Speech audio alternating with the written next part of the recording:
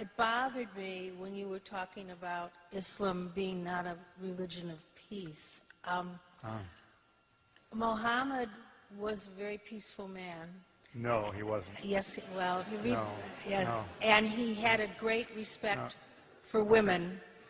His wives were given a great deal of power over him.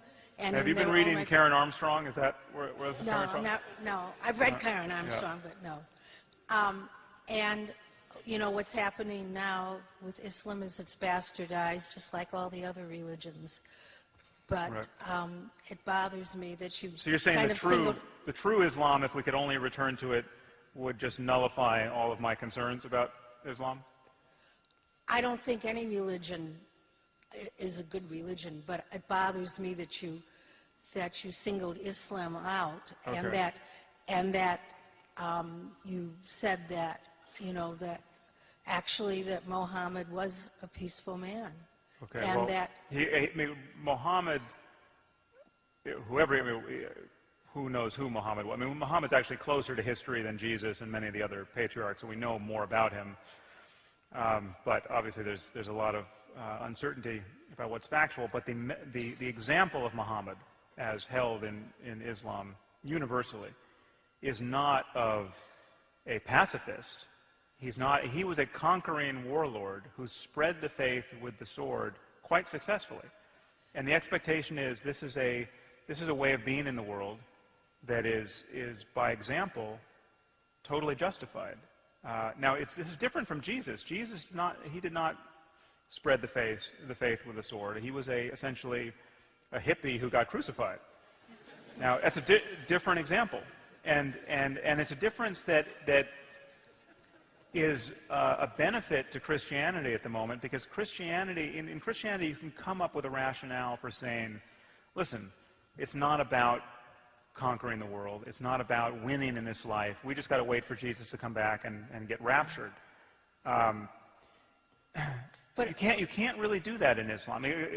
Christianity has a line like, render unto God that which is God, and unto Caesar that which is Caesar's. And that line from Matthew, has done huge work to separate Christianity from claim upon terrestrial power. Now, it's imperfect work, and there are a lot of crazy Christians who want terrestrial power, but at least there's some rationale within Christianity for doing that. That rationale doesn't exist in Islam. There's no line in the Quran which says, listen, guys, this is not about politics. It's not about controlling people's lives. You can be privately religious and let everyone else flourish. But the subjugation of women was not something that Muhammad was interested in. You're just not. Please just go read the Quran and read some significant. Okay, well then surely you read the part in the Quran which talked about husbands scourging or whipping, depending on the translation, their wives who are disobedient. Now, that's in Judaism also. What was that? Okay, okay, so it's in Judaism, but I will grant you that the worst books ever written were in the Old Testament. Okay, but there's a reason why Jews are not stoning their wives for adultery at this moment in history, and we can talk about those reasons.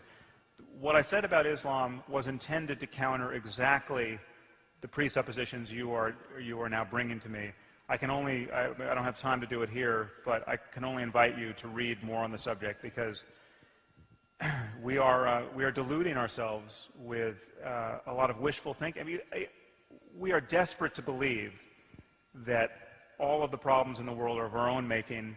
If we could just spread more money around and behave better on the global stage, people will treat us well, and that everyone wants the same thing, and it's all a matter of just more education, and this religion is intrinsically benign.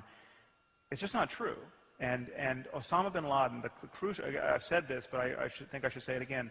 The real problem is that Osama bin Laden is giving a very plausible version of the faith. Now, you can split a few hairs and say, well, listen, apostates shouldn't be killed unless they speak kind of endlessly against the faith. But the penalty for apostasy is death under Islam. And there's no school of Islam which says, oh, no, we don't mind apostates. That just doesn't exist. There's no Reformed Judaism version of Islam. That's a huge problem. It's a problem that has to be solved by Muslims. that we can't help them solve it by just lying to ourselves about the nature of their religion. 1 month ago, the celebrated atheist, author, and neuroscientist Sam Harris appeared on Real-Time, Bill Maher's HBO show. The conversation about Islam that ensued created quite a bit of controversy. Harris said, among other things, that, quote, Islam at this moment is the motherlode of bad ideas, unquote. He went on to say that more than 20% of Muslims are either jihadists or Islamists who want to foist their religion on the rest of humanity. That comes out to about 300 million people. I beg to differ and said as much when I responded with my own thoughts on the show. But I wanted to talk to Mr. Harris in person, so here he is. He's the author of a new book, Waking Up, and we might get to it. Yes. But first I want to ask you about that number, which sure. It struck me you sort of pulled out of a hat. If you do have, you know, something in the range of 20% of all Muslims who are either jihadists or Islamists, and, you know, which implies condoning violence and such, I'm just doing the math. That comes to about 300 million. Right. So there were 10,000 terrorist events last year. Let's assume that 100 people, let's assume all of those were Muslim. Let's assume each event was planned by 100 people. Neither of those assumptions is right, but I'm being generous. Right. That comes to about 1 million people who are jihadists.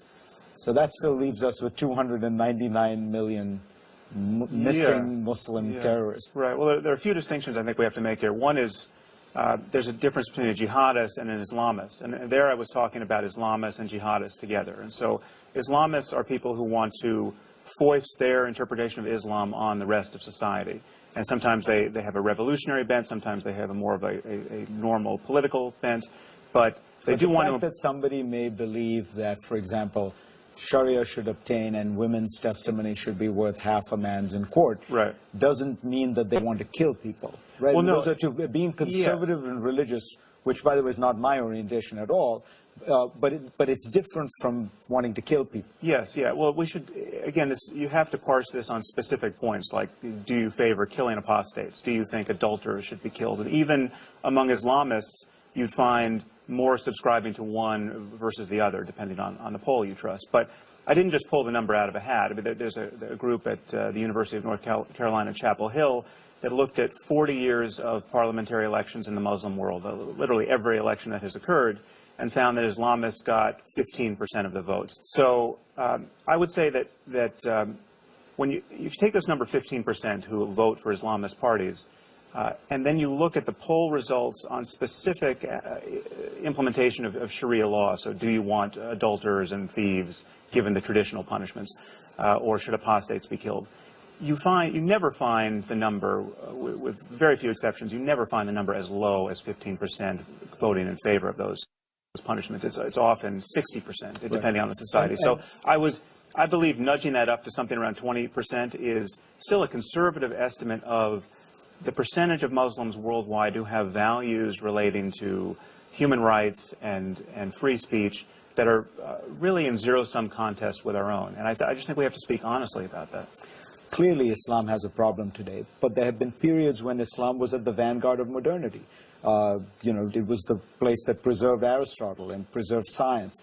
So if it was Islam that was the problem, how come it was okay then? In other words, that would suggest that it is the social and political conditions within Muslim societies, or the people now. In other words, clearly Islam has been compatible with peace and progress, and it is compatible with violence, I would argue, just like all religions. Yeah, well, up to a point. I would say that specific ideas have specific consequences. And the idea of jihad is not a new one. It's not an invention of the 20th century. And many people are now spreading a very PC and sanitized history of religious conflict. Islam has been spread by the sword for over 1,000 years. And yes, there's been an intensification, and for obvious political reasons, of intolerance in the 20th century. But the idea that life for Christians and Jews as dhimmi under Muslim rulers for 1,000 years was good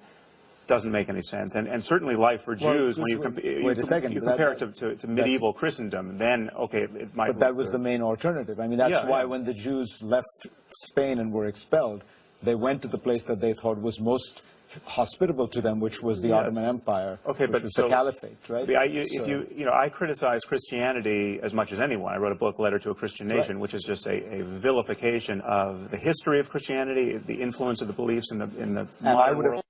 Having written that book, you would recognize that there are elements of Christianity that, as you point out in that book, are compatible with and celebrate slavery and violence and all these very, very backward attitudes. And yet there are times when Christianity represented that, and at times when it has represented peace and modernity. Okay, right? but there's a few things we have to distinguish here. One is specific ideas have specific consequences. So when you ask why Jews aren't living out of Leviticus and Deuteronomy anymore, and they're not sanctioning genocide, they're not sanctioning killing people for working on the Sabbath, there are several answers to that question. One is that there's no Sanhedrin, but the fact that they don't have a Sanhedrin Explain what a Sanhedrin is. It's a consecrated body of elders in the community that can judge whether or not somebody should be killed for working on the Sabbath. So the details matter, and one of the details here is that a belief that in Islam that the one true faith has to conquer the world through jihad, essentially, and that free speech. But jihad means different things to different people. It does.